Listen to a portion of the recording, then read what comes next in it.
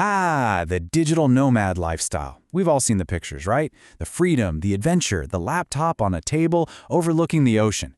But you know, behind all those perfect Instagram posts, there's a whole world of financial complexity.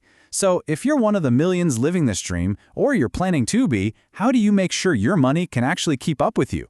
Well, let's get into it.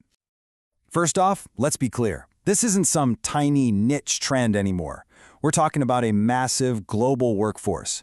Right now, there are over 35 million digital nomads scattered across the globe. That's a huge shift in how we think about work, life, and of course, money.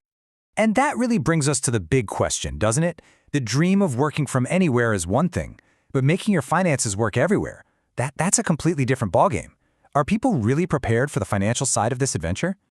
So, let's start right there, with that gap between what people imagine and what's actually happening. What does this lifestyle really look like when you peel back the layers of travel vlogs and get down to the bank statements? Yeah, this slide pretty much says it all. The dream is simple. You're freelancing from a beach in Bali. But the reality? Oh, the reality is a logistical nightmare. It's a storm of unexpected bank fees, tax forms that make absolutely no sense, and the constant stress of juggling different currencies. So who exactly are these 35 million people?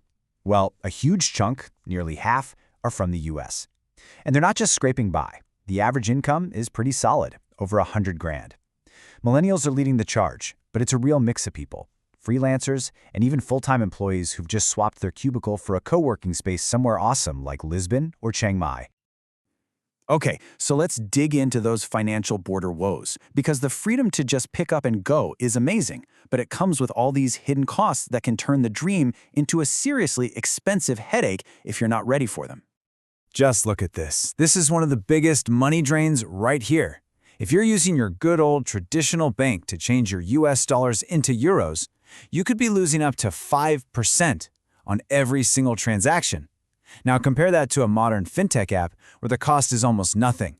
Over a year, that difference could easily be thousands of dollars. That's a lot of flights and tacos. And hey, this isn't just a theory. This is a real post from a nomad on X. Could you imagine? You land that huge client, you get your first big paycheck, and then you watch a tenth of it just disappear? Poof, gone. That is a painful, painful lesson in hidden fees.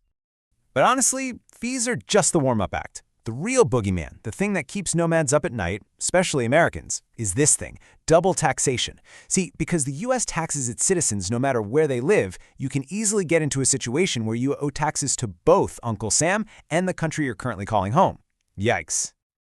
Let's make this real. Imagine you're a US nomad. You're living in, say, Portugal, and you're pulling in a pretty good income, $120,000 a year. Life is good, right? Well, if you do absolutely zero planning, you just ignore the rules, hope for the best, you could be staring down a combined tax bill of over $20,000. That is a massive chunk of your hard-earned money just completely wiped out. But now look at this. This is the magic of smart planning. By using tools like the Foreign Earned Income Exclusion, or FEIE, and taking advantage of tax treaties, that monster tax bill can drop all the way down to around $5 grand. That's a savings of over $15,000. That's not just money. That's your entire travel budget for the next year, just from doing a little bit of financial homework. So how do you pull off that kind of savings? It all starts with having the right tools in your bag.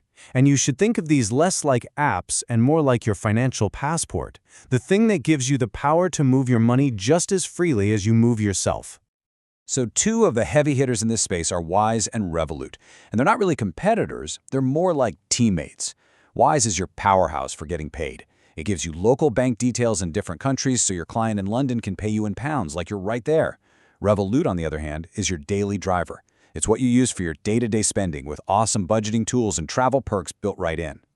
And here's the pro move. You don't pick one, you use them together. It's a simple three-step system. Step 1.